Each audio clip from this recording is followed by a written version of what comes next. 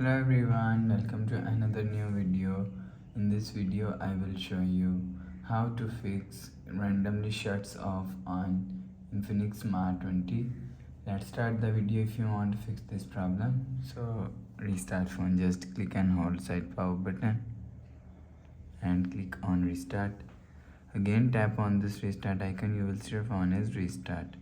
After restarting, enter phone pin and you will see your problem is solved. But if it not solved, if you want to fix this problem, go to app library. Here click on settings app.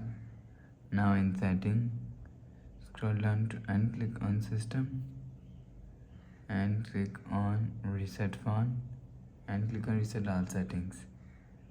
Click on reset, enter phone pin, click on this icon, you will see your problem is solved. But if it still not solved, so again click on settings app, click on my phone. You will check your software update is latest. If it not latest, update your software latest. After update software latest, go back to home screen. So that's how you can fix randomly shuts off on Infinix Smart 20.